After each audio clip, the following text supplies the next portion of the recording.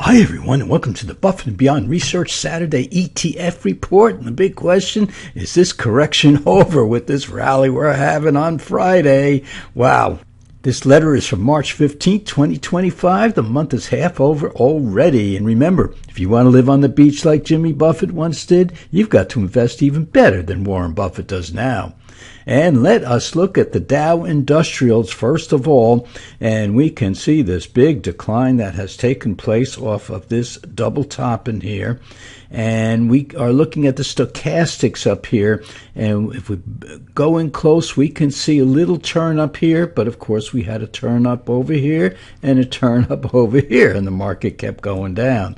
So we'll see what happens here, but we have a nice bounce going on Friday, and of course most of it is short covering because people who are short got to get out of those shorts. And is this indicator all the way down here just starting to turn up? Well, we'll see.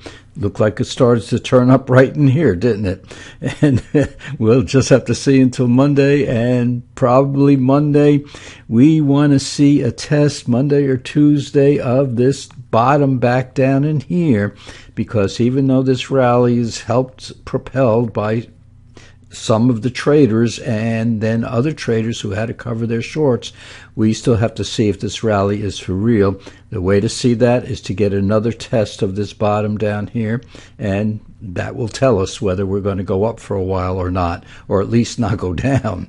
And let us look at the S&P 500, and we see the same thing in there, and we have a different indicator up here, and it looks like it wants to come off this bottom, doesn't it? So right in here are these points right in here.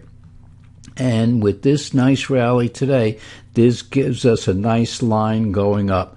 But we do expect a move back down. But some traders are saying we already had the move down over here. First, we had a move up right in here, then a move down, and it closed up here. And now on Friday, it started down here and came all the way up. So some people are calling this, and I'm talking about the traders, some traders are calling this the double bottom in here, and you can see it better up here, that we may be looking for in other places, but it already has formed in here.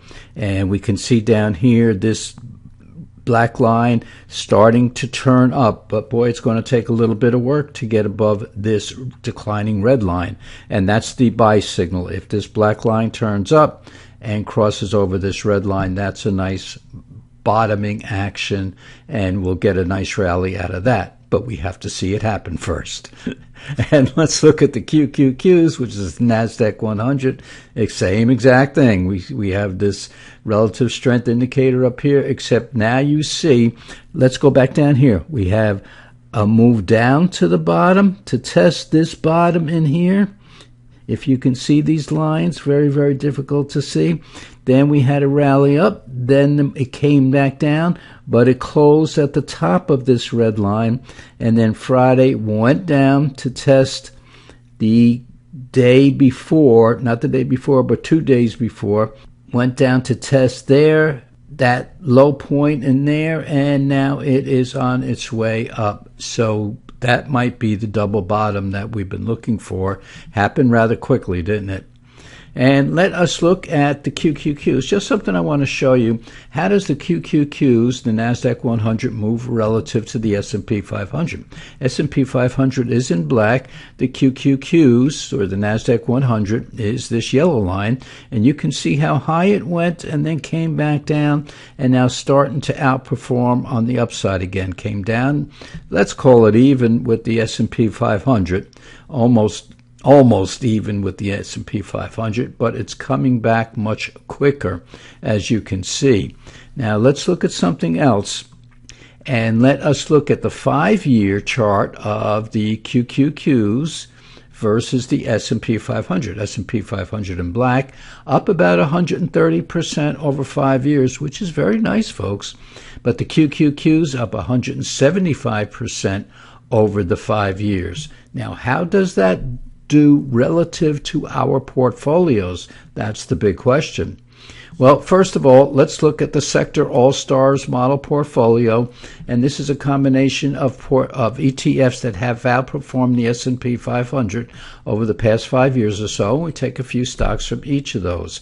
Now, it is, or I should say the QQQs are down 6.4%. You can see where they were last week, minus 3.8%, now minus 6.4%, and I'm recording this midday on Friday. So we're down to 6.4%. The S&P fell from 3% last week down to a negative 4.4%. And this is the worst week we've had in many, many months, even though we rallied so nice on Friday. So let's see where our portfolio is. Now, our portfolio usually moves faster than the QQQs and the S&P 500. It was down 7.8% last week. Now it's down 7.1%. So it gained on the week, which is very, very strange because it gained on the week while everything else lost on the week. So usually the portfolio does not do that, but we have the right stocks in it this year, so we're looking very nicely at it. Now let's look at the NASDAQ 100, and the thing that is holding us back right here is the trade desk. TTD is that symbol, and boy, that's really down, but the rest of the stocks look pretty good. So it's down 8%, and it was down, or it was actually up 0.9% last week, which was kind of an aberration because usually with the S&P and the QQQs down a little bit, this portfolio would be down a little bit more. So right now it is. Now it's back to normal again. So with the QQQs down 6.4%, the S&P down 4.4%, the top stocks in the NASDAQ 100 is down 8%. But let's put something in perspective here. Over 5 years, or let's look at last year. Last year, this portfolio was up 47%, while the market, the S&P, was up 23%. 2023, it was up 90. Our portfolio was up 97.9%, while the S&P was up 24%. So just about quadrupling the S&P. Now in 2022, which we're not showing here, this portfolio was down about 34%, while the S&P was down about 19.6%. But over 5 years, this portfolio, and it wasn't this exact portfolio because we had other stocks in it, but the portfolio, our NASDAQ 100, was up 422%, with the S&P up 82%. So let's put this into perspective here. If we go back to this chart of 5 years, the QQQs gained 175%, but the top stocks in the QQQs gained 422%. Again, let's look at that. NASDAQ 100 stocks, the QQQs, was up 175%, but our top stocks in this index was up 422%. So when we see something like this, okay, we're down 8%, where the QQQs are down 6.4%, we have to say, okay, look at the little bit longer term, and you can see that the top stocks definitely outperform the index itself, and the index itself outperforms the S&P 500. Let's go back to that. The QQQs outperform the S&P 500, but our top stocks outperform by a long, long way over the S&P 500, about 5 times more than the S&P over the 5 years. So it just goes to show that picking the best stocks in any index using the clean surplus methodology that we use, that Buffett used at one time also, and he uses for exchange traded stocks most of the time, then you can outperform the S&P 500, or you can outperform that index. Take the top stocks. Remember, every index is filled with the above average stocks in that index and the below average stocks in that index. The key is to find a way of finding the best or the better than average stocks in that ETF or mutual fund or index, and therefore you will outperform just about all the time that index itself. That's just common sense. You're outperforming by picking the better stocks in an index, and that's the end of the story. That's how simple it is, folks. All right, let's look at some charts we could look at the XSD, which is the semiconductor. We could look at the tech, but they all look the same as the three charts I showed you of the indices. So let's see something that might be working in here. Oil was on the decline for a long time in here because one of the things was because the new administration that came in said we're going to drill for more oil. But of course, it takes a couple of years to find a spot, drill, and then start producing. So right now we had that big drop in oil based on that news, and now oil is starting to go back up again.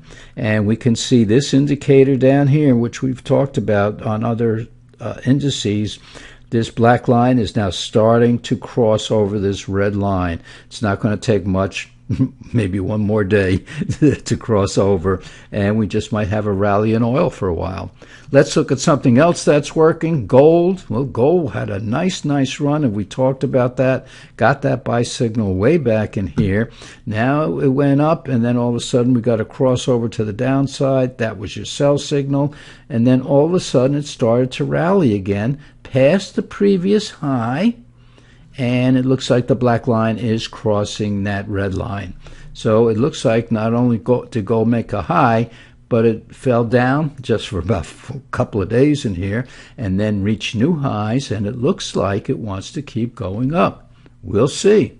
So that's a good chart. We have oil going up, we have gold going up, and that's pretty neat for those of you who have gold or oil in your portfolios. But we stay away from those mostly just because there are so many political influences in gold and oil especially, but gold depends on whether the people or the market participants feel there's going to be a recession or not a recession or a little recession, and on and on and on. So we just kind of stay away from those. We'd rather be in something that we know is growing, like NVIDIA. They're saying NVIDIA is one of the cheaper stocks out there now, and we know their earnings are growing at 40 and 50% a year.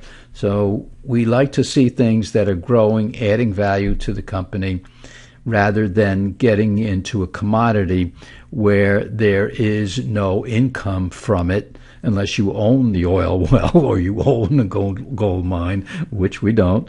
And we would rather be in companies that are growing their value, earning more and more. And we're talking about the Googles and the Microsofts and the Metas and on and on. So, folks, we had a terrible week, even though Friday was really good. Oh, and I'm recording this before the close on Friday, but boy, it looks very nice out there.